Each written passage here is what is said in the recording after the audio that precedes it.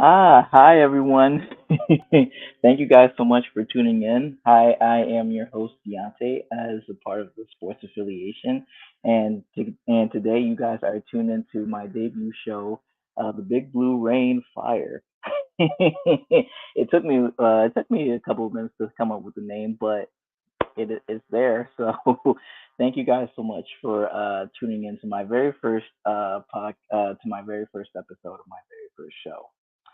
So what I'm going to be talking about to you guys is just a little recap of what happened in that Niners game, and then we're gonna look into next week when we face the Seahawks at home. All right.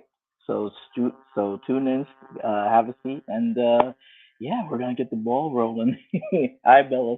Hi Bella. Thank you so much for tuning in. Um. So about Thursday night, right? 30-12. It's not something. Yeah, no, it was awful. It was awful. I mean, we did keep it competitive for at least mm, at least a good first half, but yeah, in the end, everything just flat out fell apart. Jesus Christ. I mean, yes, we didn't have Barkley. Yes, we didn't have Andrew Thomas. Right? They were both out. So and then our offensive line was just all over the place. Like I mean, we did allow 2 sacks, which was kind of nice, but we just couldn't get the ball downfield. I mean, Jesus Christ, there's just so much about that game that I can talk about, right? The fact that Jalen Hyatt, who practically is one of our speedsters on the field, did not get any targets. Like it's sad because I was really expecting Jalen Hyatt. Yes, I understand that we went up against that stout Niners defense, right? Nick Bosa was wreaking havoc, and then Javon Hargrave was wreaking havoc. But with their with their secondary, I was at least trying to figure out a way to get the ball to Jalen Hyatt, but unfortunately we couldn't. We couldn't do it. Unfortunately, like it's even talking about this game, like this, I wouldn't say infuriates me, but my goodness, I at least thought we would be more competitive than this. Hey, what's up, Aaron? That's my sports in the building. Hey, thank you so much. I'm glad that you can tune in. But yeah, how crazy was yeah, you know what? I'm glad that you brought it up, Karen, because let's talk about the tackling in this game, or specifically the third downs that happened, right? Third and 15, third and 13, third and 12. We couldn't get off the field at all. Like we were just missing tackles left and right. I mean, I literally, I was on the verge. I was on the verge of just saying, you know what? That's it. That's that. I'm just like, no. I just want to forget about this game. Christian McCaffrey had a solid game though. For those of you who had him in fantasy, right? He gave you what 85 yards and a touchdown. And don't forget, he's also a receiving threat too. So he gave you 5 catches for 34 yards. We couldn't stop Debo. We couldn't stop Debo. He had 6 catches for 129 yards and a touchdown. And oh my gosh, Mm, just just talking about that game was just absolutely horrible. It was horrible. I'm not. And then we get to the Daniel Jones aspect of things, right? 1-11 in primetime games, which I don't think this game was as. All right, what I'm about to say is gonna really wreak havoc into the factions of the Giants, right? I wouldn't necessarily say that it's Daniel Jones's fault. However, he really wasn't just trying to help out either. I mean, he was only limited to 2 carries for 5 yards, and it doesn't do anybody justice when he's limited to his running abilities. Because I mind you that Daniel Jones is a sneaky, athletic quarterback, right? I mean, we've pretty much seen it all throughout his career, especially especially last year when he had 750 yards and 7 touchdowns on the ground. Didn't really help. It didn't really help at all. Yeah, that offensive line is garbage. I agree. Shane Lemieux should not be on the roster either. I feel like this whole offensive line, with the exceptions of JMS and Andrew Thomas, they were just not there. I don't know what's going on with Evan Neal. It's just like Evan Neal. I don't know. Like he just kind of took a step back. Like I just don't understand. It's really upsetting. It's really upsetting. But like I said, I'm not giving up on him because Jesus Christ, Andrew Thomas, he had to go through the same thing too. So I'm not really, I'm not really upset. Well, I should be, but I've calmed down since then, right? I calmed down since then. Like I could literally, like I'm seeing the grades of our Giants offensive line, but no, it was just flat out disgusting. I wish I could just like show it to you, but no, I don't want to. PFF is just all over the place, but our offensive line is not it.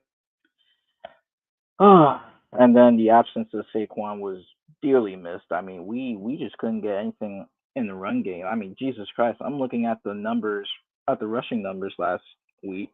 We had only, as a team, we only had 11 carries for 29 yards and a touchdown. That's averaging 2.6 yards per carry. That's not going to help. And the presence of Saquon is absolutely missed. I mean, he not only is he a good running back, but he can also catch passes out of the backfield as well. So, Jesus Christ! And then our pass catchers. Yeah, I'm happy that we got Wandale back, but I don't know. Like it's just not it. None of the Giants receivers got over 50 receiving yards, so it's just like, what are we gonna do? What are we gonna do? I feel like it's just the fact that the Giants are sitting at 1-2 is just, yeah, it's just not it. I can literally just go on a hitch, right? I can go on a hitch, right? But what can you do? What can you do? And I'm looking at this. I'm looking at our season stats as a whole. Dear God, like it's just no. Like I'm looking at this defense, right? Or well, this team as a whole, right? Now I'm seeing that it's just look at our total rushing yards. We haven't even scratched 300 yards, and we're going into week 4. That's after 3 full weeks of football. And our total passing yards, it's just not they're not there. They're not there at all. Like I just don't know what's going on. Oh Jesus Christ! And now we gotta face Seattle this week. We gotta face Seattle this week. Who knows? I think hmm, Barkley may come back from this for this game, but like I said, I really don't want to rush him back because you saw what happened in 2021 when we kind of rushed him back. Like it was just not. It didn't do well for us. It didn't do well for. So I'm hoping that we can take our time with Barkley, right? If he says he's good to go, if the medical staff says he's good to go, then he's good to go. Uh, and then hopefully Andrew Thomas, who was basically out for the past 2 games, hopefully he comes back too because we desperately need him on our offensive line. We have got to find ways to keep Daniel Jones upright. I mean, it just can't happen. It literally can't happen, right?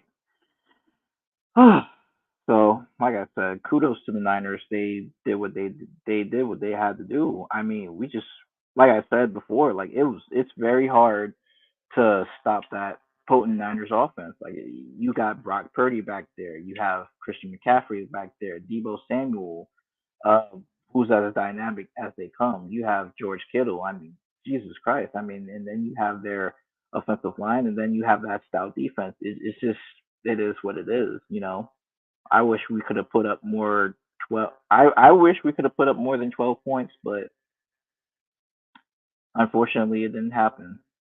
Unfortunately, it didn't happen. How do you? Hey, what's up? Hey, what's up? The sports affiliation. How do you feel about Hodgins? Will he make catches going forward? Honestly, we just need all the help that we can get at receiver. We desperately need help. I mean, when I spoke very highly on Isaiah Hodgins last year when we got him. The kid is something special, right? How the Bills let him go from their practice squad, I don't know, but he's worked miracles for us, right?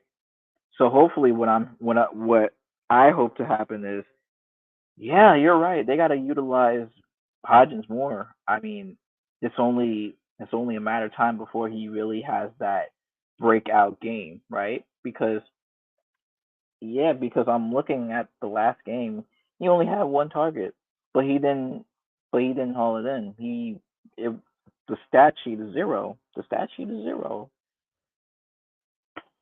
I Jesus Christ. I mean, I really love Isaiah Hodgins. I really do, and I hope that he can find a way to be a crucial part of this offense. Like I'm rooting for the kid, but if we don't, I think what the Giants are doing now is just that they're trying to spread the ball more so often than not. That's what the game plan is, right? If it's not Barkley, then it's Slayton and Gary Brightwell, like who shouldn't even be catching passes in the back. Like he's reserved for special team. You mean to tell me that a specials teamer is getting more targets and more catches than Isaiah Hodgins? Really?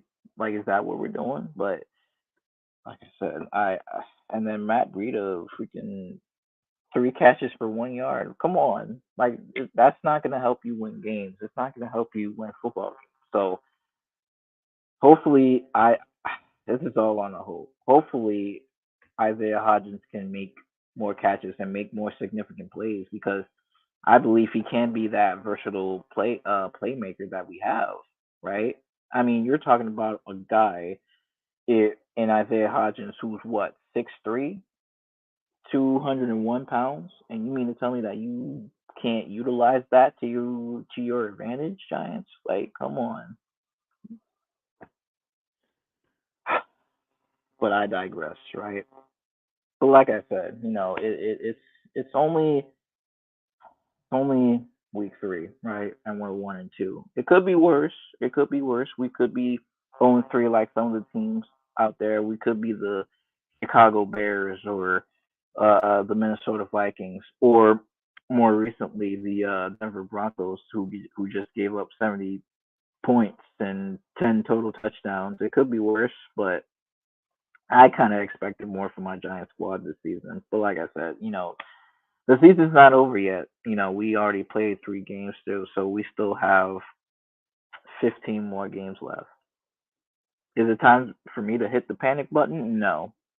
I don't think any Giants fan should be hitting the panic button yet because honestly, we're going up against fairly good teams, decent teams. Like I'll admit that our schedule was tough, or it is tough. Like next week we're facing the Seahawks, and then it's the Dolphins, and then it's the Bills, and then those are 3 good teams.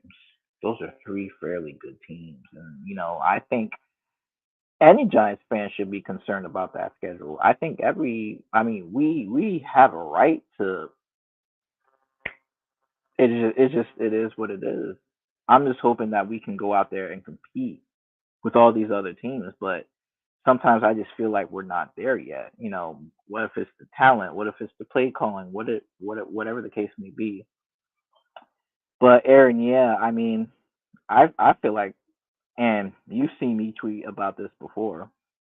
I feel like Dable should call the plays now. I mean, I just don't understand why Mike Kafka is just getting too conservative. Like, I understand that he was working with what he had last year, but I don't think it's the time to be conservative at all. Like you, like we should be able to take deep shots down the field, and I'm not seeing that from Daniel Jones. Yeah, he had a couple. Yeah, he had a couple in the Arizona game when Jalen Hyatt had both of those completions to Hyatt, right? But since then, I'm not really seeing any deep shots. Like I just don't understand. It's just, but yeah, Brian Daboll should really call plays from now on. I mean, looking at looking at Daniel Jones's graph, right? I mean, right now he's outside of that Arizona game, he really hasn't thrown for more than 150 yards. It's sad. Like we have a couple of speedsters in Jalen Hyatt and Harris Campbell, but they're not. But he's not throwing deep to them. Like, what? Can we just do like some go routes or just slant or just like quick slants or whatever the case may be, so that we can get the ball rolling and not go three and out every time that we touch the field? It's frustrating. It really is frustrating. What can you do, right? What do we? But where do we go from here? Where do we go from here? And then I mean, Darren Waller is our should be our number one option. But looking at this graph here, I mean, it's like, what's going on? Like, it's just a up and down battle for him. I don't know. I don't know, but I'm not giving up on Darren Waller, even though he still has that same injury to his hamstring that kept him out for most games back last year. But like I said, I'm not giving up. I'm not giving up on Darren Waller. As a matter of fact, I'm not giving up on anybody on this team. Well, except for maybe a few linemen on the on the offensive line, but that's that. So once again, shout out to the Niners because they did what they had to do, and we just couldn't stop their offense. It was simple, quite simple. And now we are going to go into the Seahawks for next week. For next week, Seahawks. The Seahawks are a tough team. They're a tough team. I should know because last year we faced them and they won 27-13. Of course, it was competitive throughout the first three quarters, and then the fourth quarter, everything just spiraled out of control. That Kenneth Walker touchdown really nailed in, put a nail in the coffin for us, right? So we got to figure out a way how to combat that, right? Because believe it or not, our game against the Seahawks is a Monday night game, and it's at home. And according to ESPN, they have us at a they have the Seahawks winning. They have the Seahawks winning that game, even though we're at home. And yep, that's correct. We are the underdogs at home, and it's oh Lord Jesus Christ! I hope we get Barkley back for this game because we're gonna need him now more than ever. And according to the website, we are 1.5 point underdogs. So we're gonna have to figure out a way how to win this game. And here's my keys to winning this game, right? The Seahawks have an incredible offense, right? Led by the resurgent Geno Smith, who is at times a little shaky, right? Who's at times a little shaky, right? But he can most definitely be bailed out by guys like Kenneth Walker, who just went off recently against the Panthers yesterday. DK Metcalf, who probably is the most physical receiver that is in the NFL right now, and Tyler Lockett really hasn't aged a bit. You know, people were telling me, "Oh, well, don't pick him up in fantasy. Don't do this, that, and the third." Well, I picked him up, and he's done miracles on my fantasy team. So how can we stop that? Oh, and by the way, they also have JSN on their squad as well, so he'll be definitely a problem for this New York defense, right? So what can we do? How can we stop? How can we stop that potent Seahawks offense? Well, we have to get to Geno, right? I think Kayvon Thibodeau is really gonna. He just has to have a field day against that Seahawks offensive line. He really has to. And then Leonard Williams has been quiet for a while, but I'm hoping that the both of them, because we don't know if Aziz Ojulari is coming back. We don't know. We don't know that. I mean, Jesus Christ, looking at the injury report, right? I'm looking at all the questionables, right? So who Evan Neal is now questionable. Saquon Barkley, hopefully he comes back. Brett Bredesen, our offensive guard, hopefully he comes back. We don't know. We don't know. And I'm looking at the questionables for all the Seahawks, right? Their offensive tackle Charles Cross is questionable. Tariq Woolen is questionable, so we don't know if he's coming back either. So it's just a matter of who's coming back and who's not coming back. Because if these starters for the Seahawks may not come back, then who knows? But if they do come back, then it's all a given, right? And the last time we faced the Seahawks, I mean, look at the first half and look at the second half. It's a tale of two different halves, right? I mean, we kept this offense to 10 points in this first half, and we scored seven. And then clearly, as you can see in the fourth quarter, that's when everything just sputtered out of control. Like it felt like the defense gave up. The defense gave up. I mean, Saquon only had 53 yards, and Daniel Jones wasn't really balling out the same principle as Gino was, and Tyler Lockett was most certainly a problem. I mean, we have got to find ways to get the ball moving against the Seahawks, because if we have the same game as we had last year, then it's over. We're staring at the barrel of 1-3 if we lose to this team. But like I said, I really predict this game to be as fiercely competitive as possible, right?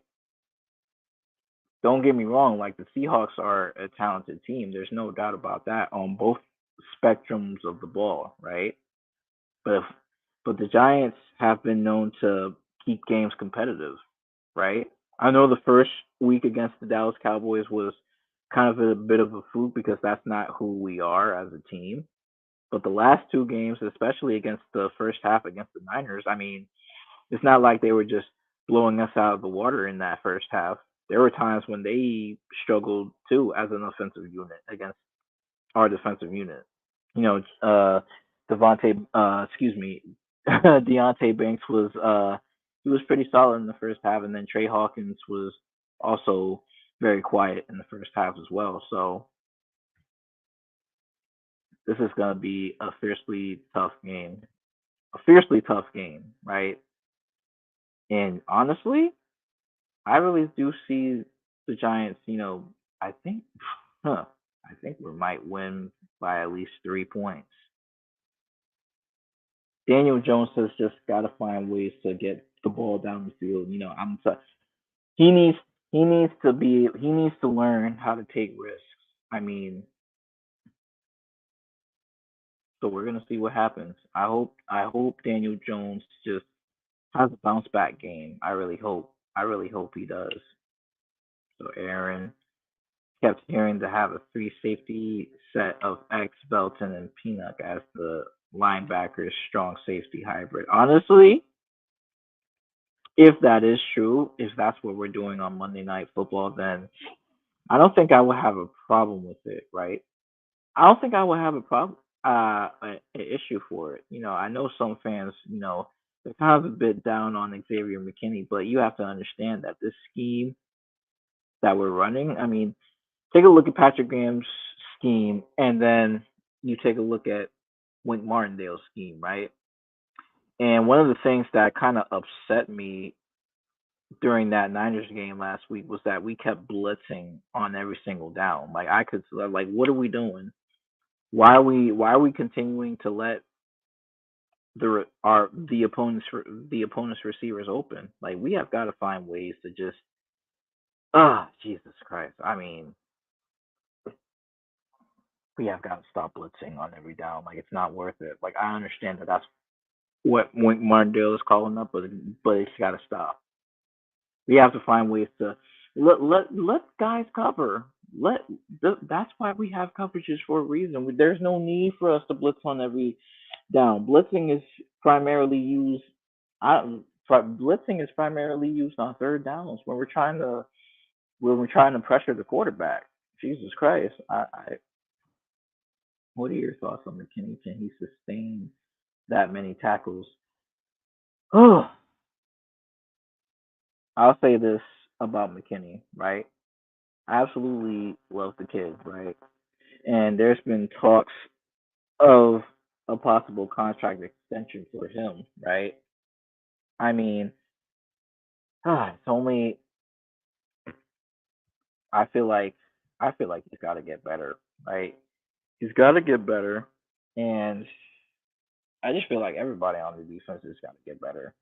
I feel like McKinney has gotten the most slack because he's one of our primary DBs, and as you know, and as some of y'all may know in the Giants world out there, that our DB room is, you could say, it's extremely thin, right? It's extremely thin, and we're just simply trying to do the best that we can, and hopefully McKinney is an X factor in this game. Last game he had about 7 tackles, but he really, I mean, one of the problems for the Giants last year was that our DBs made more tackles than linebackers, which is a problem. Which is a problem, right?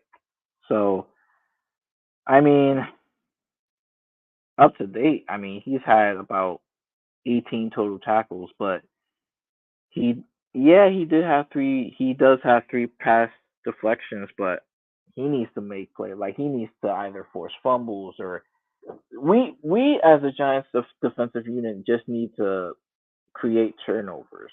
We really need to create turnovers because we just can't we just can't continue to be cooked alive, especially on third downs. We can't. We have got to find ways to get off the field. You know, Bobby Okereke has to go side to side tackles, whatever the case may be. We just can't. We just can't. We have got to do something. But in terms of McKinney, I mean, I'm not negative on him. I think he can be an integral part of this Giants defense. I've said it for years since we drafted him. I mean, he's had a stellar 2020, 2021 season, and I'm hoping that we get that same McKinney back. Yes, I understand. Like, Giant, I mean, Jesus Christ, wow. I feel like Giant DBs are especially. I mean, look, we don't have a guy like Tariq Woolen, right? We don't have a guy like Sauce Gardner, right? I mean, those two last year basically came out of the woodworks, and then they just started. Jesus Christ, like they're something special, right? And that's what I'm kind of hoping for. Like, no, we don't have those 2 players on this team, but we do have defensive players that can contribute to this team. I believe McKinney is one of them. So I'm not giving up on McKinney. I most definitely am not. I don't know. I feel like it's just the scheme kind of that's just really kind of limiting him. And you can see, and this was clearly evident when we got Wink Martindale last season. So we just have to bear with the schemes that Martindale's trying to bring up, and hopefully McKinney can just learn how to be able to thrive in that system, right? Oh boy, oh boy. Well, on the bright side, at least we do get at least we do get an early Monday night football game instead of waiting till 8 freaking o'clock at night to watch the game. But yeah, looking at this Giant schedule after the Seattle game, it's only gonna get more tough from here. Because after Seattle, we got Miami, who just put up 70 points against the Denver Broncos. We have Buffalo, who is going to be an extreme challenge. Of course, we have our divisional opponents in Washington. Then week 8 is the Battle of New York with the Jets. contingent on Zach Wilson playing, I think we might win that game. Just a little side note. The Las Vegas Raiders, Jesus Christ, I feel like we can take care of business with them. And then with Dallas, at Dallas, God, Jesus Christ, it's gonna be a bloodbath over there. I'm not gonna lie. And then again at Washington, I mean, who knows? I think we might sweep the Commanders this season. Don't take my word for it. It's either we split or we sweep. I'm comfortable with us winning at home, and then maybe I don't know. I find it highly unlikely, but maybe we'll lose to Washington at their home, but I just can't see that happening. And then New England, I'm not genuinely terrified of New England in any way. So yeah, I think that might be a W. And then it's our bye week, right? And then it's our bye week, and then Green Bay, New Orleans, and then Philly twice, and then Los Angeles, right? To be honest, I don't know where the schedule is going to go. Like at the beginning of this season, I predicted that this team would be a 10-win team, but the fact that we've got blown out twice in the past 3 weeks, I mean, Jesus Christ, I mean, it's just not. Who knows? I, I'm still holding on to the fact that yes, we can be a playoff team, but we have got to find our rhythm fast because if we don't, then this whole season could be looked at as a failure. Could be looked at as a failure. I'm hearing all throughout Giants Twitter, including myself, that ugh, that there are just certain things that need to be changed. And if you look at our division, right, as of right now, because the Eagles still have to play, so the Eagles are still undefeated, and they're going on tonight to win against, hopefully to win against the Tampa Bay Buccaneers, who are also 2-0. And I'm vaguely kind of surprised at the Buccaneers for being 2-0 this season because everybody was just kind of like doubting on Baker Mayfield, but I mean, he has two solid receivers in Mike Evans and Chris Godwin. And Mike Evans right now, I mean, he's doing fairly awesome over there. Why I don't know the Bucks won't extend him, making him a free agent this upcoming free agent season. I don't know. They should keep him around. Jesus Christ. But it is what it is. It is what it is. But like I said, shout out to the Bucks, for being 2-0. So hopefully we'll get a good game tonight. Yeah, Bella, I'm trying to keep the faith. I'm trying to keep the faith, especially with us being at 1-2, because I did not expect us to go 1-2. If I'm honest with you, I expected us to go like 2-1, but sometimes things happen. Things happen, and now we're sitting pretty much at the bottom of the NFC at 1-2. So I don't know. But like I said, I'm keeping the faith, and hopefully we can just win against Seattle. But like I said, as of right now, as of where it stands, Dallas lost to Arizona, which is extremely shocking. The Commanders lost to Buffalo, which is a good team. And then like I said, we the Giants lost Thursday night. If the Eagles find some way to lose, then the entirety of the NFC has lost this week, and it's not a good thing. We're expected to be one of the, well, excuse me, I wouldn't say one of the best, but we're expected to be the best division in all of football. But how can we do that if all of our teams lose on the same week? And especially with my team being that we have the worst record in that division, in our own division.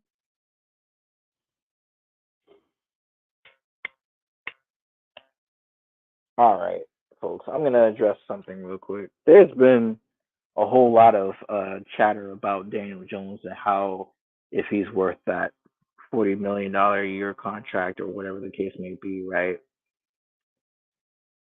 I'm still keeping the faith in Daniel Jones. Okay, I'm still keeping the faith. But if he doesn't, but if he doesn't pan out this season, then what are we gonna do for next season, right? I've been in multiple Giant spaces where they're talking about simply getting rid of Jones after this season. I'm just like, well, so if we get rid of Jones this, then what are we gonna do? Like, are we supposed to tank? Are we supposed to what? What are we supposed to do?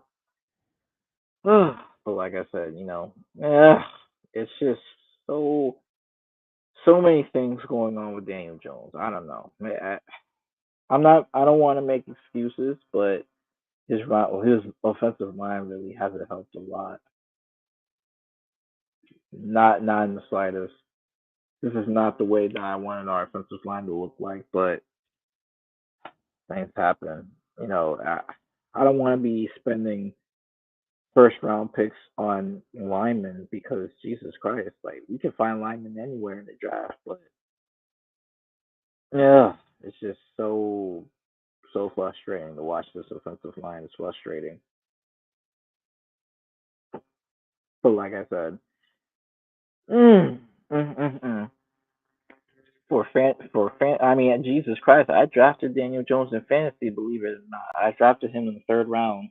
Now, you all might be thinking, oh well, you drafted Daniel Jones. Well, why didn't you draft any more quarterbacks? Well, one because all the good quarterbacks were taken by then, and three and two, I wanted to take I wanted to take a chance on Daniel Jones because correct me if I'm wrong, Daniel Jones was pretty much a good quarterback for fantasy last year. I mean, those yes, I understand those 15 touchdowns weren't exactly all of that, but Jesus Christ, the dude is athletic, man. I mean, he could basically give you points by just simply running it on the ground. I mean, this is the same quarterback who basically carried us in that wild card game. I mean, yes, Saquon did have a good game, but Daniel Jones was just something. He was just something special. I mean, Jesus Christ. I mean, the dude had 24 of 35 for 304 yards and two touchdowns and no picks, no fumbles, no anything, right? And then he had 17 carries for 78 yards. Oh, and he also had a passer rating of 114.1, just keeping score. If that playoff performance doesn't show you anything from Daniel Jones, then I don't know what it is. I know people tend to clown on him because, he's a quarterback from Duke, and Duke is not necessarily known for their football program, more so than, their basketball program. But Jesus Christ, I mean, we got to figure out something to help this kid out. He just can't go out on the field every single time and then just what it is. I mean, yeah, we gave him an extension, and now it's looking kind of rough for him. I've been critical. Like I'll be honest. Like these past few games, I mean, especially in that Niners game, I've been critical of Daniel Jones, but that doesn't mean that I want him to succeed. I want him to succeed. It's just so hard that we're 1-2 right now. Now we're gonna face a freaking good Seattle Seahawks team who's 2-1, and while we're sitting at 1-2, one more horrible loss like that, we'll be 1-3. We'll be 1-3, and it's tough because my expectations of this team coming into the season were basically so high. They were high to the point where I had us saying that we will be going 12-5. I was that confident in this team. I felt like Joe Shane did a decent job in the off season. I felt like this was the best off season, one of the best off seasons that we had in a while, right? It's just so difficult to process this. And yeah, like the three rough defenses in a row, like you have to understand that the entire NFC East as a whole has gotten tougher schedules. Giants mainly, all right. And the fact that we're going to be traveling a lot this season really does have some effect on the quality of play, right? So I don't know, I don't know, but this like I'm keeping the faith, okay? No matter how many times I yell and scream and just feel like just turning the game off sometimes. Jesus Christ, like I just want better for my team, right? I just want better for my team, but like I said, it. I'm just taking it on a week by week basis, But yes, I do believe that Daniel Jones will bounce back for this game, and hopefully, if we get Barkley back, then we'll have a better chance of winning. Yeah, Aaron. I mean, I think, yeah, I think. Oh yeah, what did you say, Aaron? I think once next year's cap space is that 46 million, it'll finally be the show Shane era. I mean, hopefully we have enough cap room to spend on at least decent free agents this year. Hopefully we can go out and get that true number one receiver that we're so desperately that we so desperately need. It's just the fact that we've drafted receiver after receiver like Kadarius Tony, Wandale Robinson, and and now Jalen Hyatt, right? I feel like we need one of those solid veteran receivers who can be that true number one receiver. As I mentioned before, the aforementioned Mike Evans, after this year, he's going to be a free agent. So I'm wondering I mean, do we bring him in? I sure hope we can. I sure hope we can bring him in because I feel like he can provide that. I feel like he can provide that presence that Daniel Jones needs. Right. I mean, the dude is 6'5". He's one of the best 50-50 ball catchers in the league. Now I did say that about Kenny Galladay, and Dave Gettleman went out and paid him 4 years, $72 million, and look how that turned out, right? Didn't turn out so well, right? Turns out he had a pre-existing hip injury, and it's just oh my gosh, and didn't really have a lot of touchdowns and not a lot of yardage and not a lot of catches. It's just everything went wrong with Kenny Galladay, and I'm hoping that next year, by at least by the off season in 2024, we can go out and get a solid receiver. Who knows? Brandon Ayuk might be available. T. Higgins might be available. Who knows? I'm looking at all the reports that say that they might keep some of these players, but I don't really know until it actually happens, right? In order for the Giants to become that truly great team with that truly great offense, we have got to go out there and we have got to get our quarterback a real number one receiver. We can't be lounging for scraps and we can't be drafting unproven talent, right? I'm not, and no, it's not a knock on Jalen Hyatt in any way. I think the dude is freaking awesome. I think he's special. We just have to get him more opportunities. We just have to get him more opportunities to really run wild on our offense, and for him to get more touches on that offense, right? But how can we do that if we don't have a true number one receiver on this team? Like, if you look at this receiving core of the New York Giants, who can you say is our true number one receiver, right? Darius Slayton, Sterling Shepard, Wandale Robinson, who need I mind you just came back from an injury that kept him out for the duration of for most of the 2022 season, right? Isaiah Hodgins, really? Uh, the list goes on and on and on. And and as much as I love those guys, those are not true number one receivers. If we can get a true number one receivers like Mike Evans or Jerry Judy or who else did I just mention, right? Who else I just mentioned, right? That's when we can really be a potent offense. Sure, our number one option is Darren Waller, but Darren Waller, who in my opinion is a great tight end, but with his lingering in lingering hamstring, and I don't know if it'll. I don't know what's going on with his hamstring. I don't know how it's gonna affect him moving forward, right? I mean, that was the deal when we pretty much got him. I feel like we kind of knew what we were getting into, but we were just kind of banking on his health, right?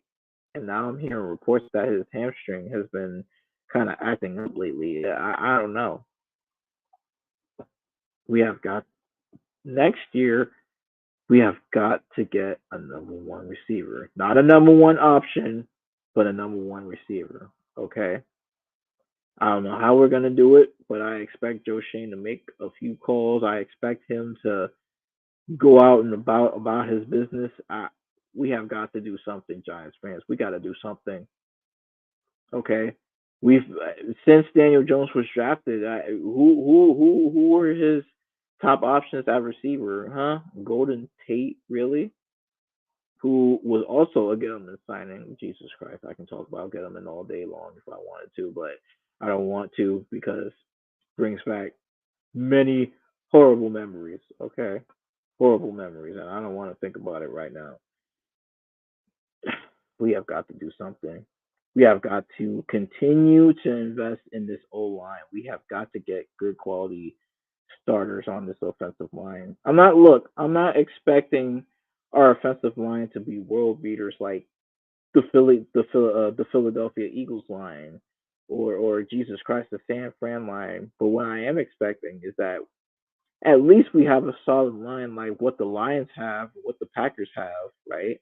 That's what I that's what I'm expecting. That's what I'm expecting from this offensive line unit. Well, like I said, I'm not giving up on Neil. I'm not giving up on Andrew Thomas. I'm not giving up on JMS. I'm not giving up. There's still hope, but we have just got to invest in so much in this team during the season. If something doesn't change, we could be staring at the barrel of having a losing record and missing the playoffs. And I don't want that to happen for my team. I really can't have that happen for my team. Like last year was probably one of our best years in over Jesus Christ in over a decade. I would say 6 years, but 2016 felt like a long way away. It was an anomaly year. 11-5. We still had Odell Beckham. We still had Eli Manning. We still had that great defense that was ranked number two at the time.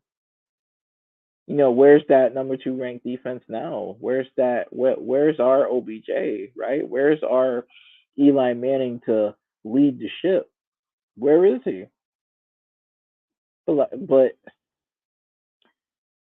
we do have a Brian Dayball, right? We do have a Joe Shane. As long as I continue to trust in those two, I believe the Giants can be moving in the right direction. But we just have to get the ball rolling, and it has to start sooner or later. Otherwise, we're in a lot more trouble than what we originally are right now, and it's going to leave us with more questions than answers. We've got to do something, right? I can't be looking at the TV screen every time we have a primetime game and we just continue to embarrass ourselves on national television. We can't do it. We can't do it. I don't want to have to be reminded of those horrible seasons where we were 11 no, 5 and 11, 4 and 12, 3 and 13. I don't want to be reminded of that anymore. I don't want to be have to be reminded of the failures came with that came during that season, the amounts of sadness that I felt, the amount of times where I just wanted to give up on that team. I just don't want to. I can't do it anymore. 9-7 at that, and just talking about, oh well, look at how weak the NFC was, or or we'll 1-5-1 in our division and won't get us to the playoffs this year. Like I'm still grateful that we went to the playoffs last year. In recent years, we would have went. I don't know. We would have went 5-12 or 4-13 with that previous regime that we had. But I don't want to think about that anymore. A lot of people are calling for Brian Dable's job. Oh, well, Joe Shane is a terrible general manager, this, that, and the third. I don't know what to think about it. I don't know what to say. I'm very proud of this team. I'm very proud of this team, right? Because at least we're not in a funk like what happened with Joe Judge and Jason Garrett and Pat Shermer. I'm glad that we're not in that funk anymore.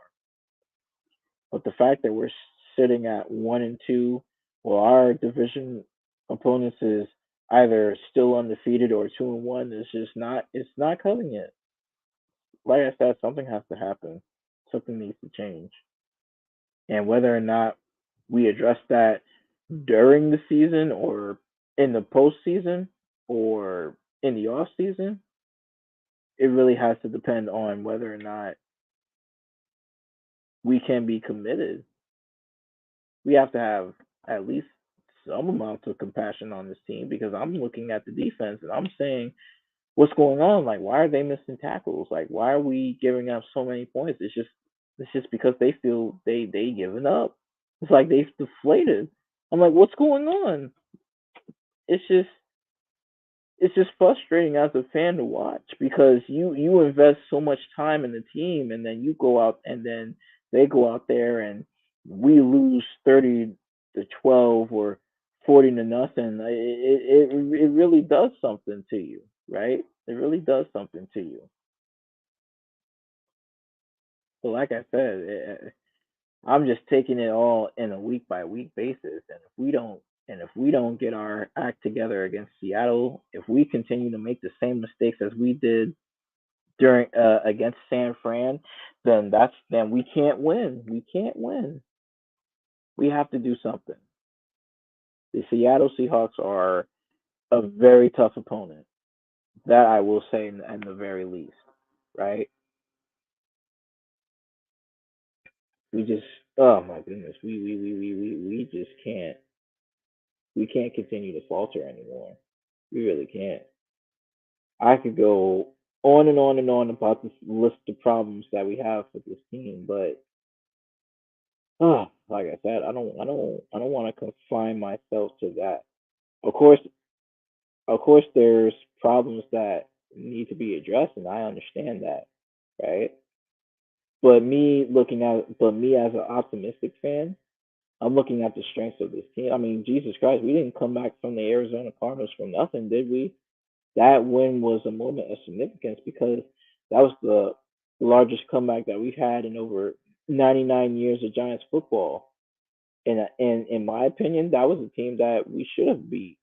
We should have beaten that team by a lot more, but things happen. We just kind of took our foot off the gas pedal and we allowed the Cardinals to do what they did. But then we rallied around, we came back, and Ryan Dable was calling plays, and I mean, he kind of took over the play calling, and then things just started to happen, and the things just started to work in our favor. So, Jesus Christ! So we're gonna see what happens. I mean, like I said, I'm not giving up on this team, not at all. I know I say that with 5 minutes left, but I feel like this is a new era in Giants football, a new era in Giants football, right? But like I said, we're gonna see what kind of team we're gonna get with the New York Football Giants on Monday night. Are we gonna get a completely different team that has found a way to turn it around, or are we just gonna get more of the same, in which we have conservative play calling that gets us nowhere but three and outs all the time? A team where we simply just can't get to the quarterback, which I haven't talked about yet, because it's very tough for us to get to the quarterback these days. The fact that we can't really like force turnovers whenever like we did last year. Like it's just like everything has taken a step backwards. Everything has taken a step backwards. So at the end of the day, we're gonna see. We're just gonna see. We're going to see, and hopefully it will be a spectacle. I'm not gonna lie. Even though I said that Seattle was a good opponent, the team that they went up against yesterday in the Carolina Panthers, I'm not gonna lie, they was giving Seattle a run for their money. I mean, you talk about Miles Sanders, you talk about Adam Thielen, and even the Red Rifle and Andy Dalton. I mean, he made some significantly good throws, and then he had that touchdown to DJ Shark, and I'm just thinking to myself, wait a minute, there's some weaknesses that we can exploit here against Seattle, right? There's some weaknesses that we can exploit. So hopefully the Giants have watched enough film on that game to really take advantage of what Seattle really looks like defensively and offensively, right?